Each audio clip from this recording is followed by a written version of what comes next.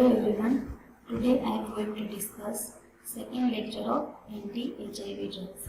In first lecture, we have discussed about the introduction of AIDS, introduction about the retroviruses, then retrovirus replication in host cell, as well as classification of anti-HIV drugs and explanation of reverse transcriptase inhibitor class of anti-HIV drugs.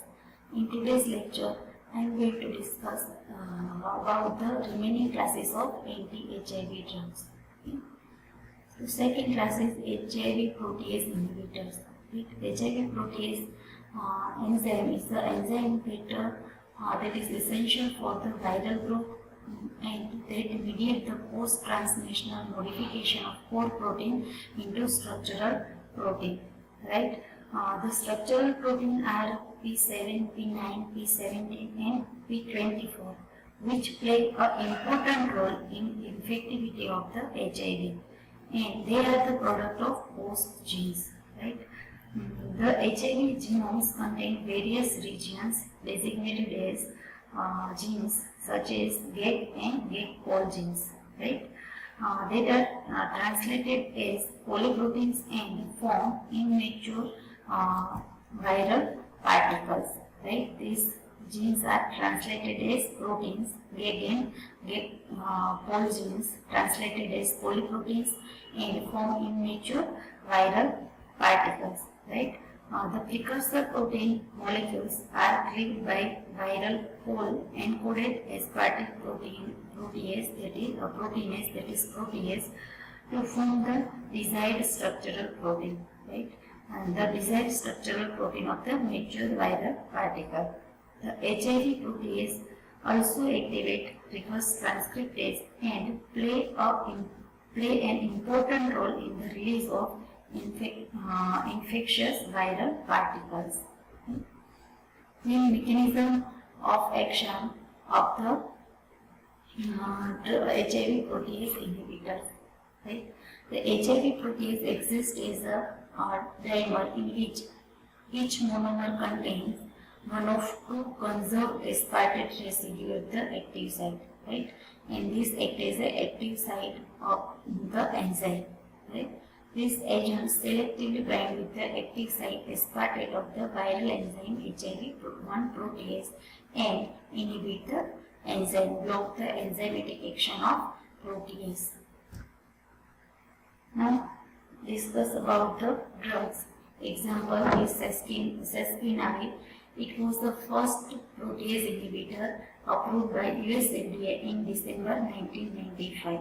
It is carboxamide derivative and it specifically prevents post-translational formation of viral proteins. Right? It is used in the treatment of advanced HIV infections in selected patients. It is used with either jurovudine in untreated patient or with vidanosine in patient previously treated with prolonged jurovudine therapy. Second example is indinavir. It is pentanoic acid amide derivatives and it was approved by US FDA in March 1996. Right? Indinavir is generally used in combination with jurovudine and vidanosine for the treatment of HIV infection. Next class is integrase inhibitor. Right? Now, what is integrase inhibitors? Integrase inhibitors. They are the drugs which cause the inhibition of enzyme integrase. Now, what is the function of integrase enzyme? It is the enzyme that catalyzes the insertion of viral DNA into the host cell chromosome, and after that, viral DNA start to replicate by using the host cell mechanism. Right? Nowadays, it is a new target for therapeutic intervention in HIV-1 infection. Okay. Examples is Zentavir. Right? Zentavir is an oligonucleoside consisting of deoxyguanosine and thymidine. Chemically it is guanosine and thymidine derivative. It is most potent inhibitor of HIV-1 integrase. That it is a new drug in clinical trial. It binds strongly to the second receptor, chemokine receptor, that prevent the binding and fusion of the HIV virus with the host cell. Next class is HIV entry inhibitors. Right? This causes the inhibition of HIV entry into the host cell. Entry of HIV into a cell is a complex process, involves several specific protein interaction. Right? Initially, viral glycoprotein, that is GP120, mediates the virus attachment via its binding to at least two host membrane receptors, right? That is CD4 plus and chemokine receptor. Initially, this glycoprotein GP120, that is of viral glycoprotein, that bind with host cell membrane through interaction with two receptors, CD4 plus and chemokine receptor, right? And cause the bivalent interaction with the host cell. In this bivalent interaction induces conformational changes in viral fusion protein, that is glycoprotein GP41, right? This bivalent interaction cause the conformational changes in GP41. In protein GP41 acts as the anchor for the GP120, right? Changes in GP41 also affect the GP21, and GP21 is the binder with the host cell, right? That's why inhibit the ultimately binding of GP21 to the receptor of host cell, right? After that, the viral envelope fuses with host cell membrane, right? And the protein GP120 chemokine receptor interaction and fusion of GP41. These are the two novel target for antiretroviral therapy, right? So what happened? Initially, GP120 glycoprotein bind with the host cell receptor, that is CD4 plus and chemokine receptor, and cause the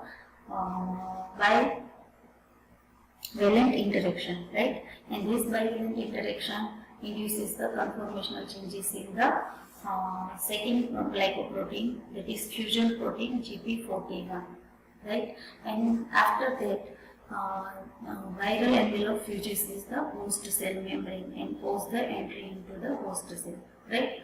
Now, these two proteins, GP120 and GP41, that is the new target for the antiretroviral therapy.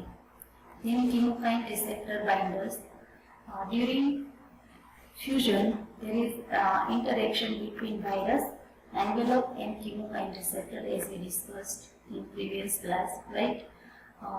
This chemokine receptor can be blocked by the drug and inhibit the binding of GP120 protein of virus to this type of receptor and ultimately inhibit the entry of the virus into the host cell, right?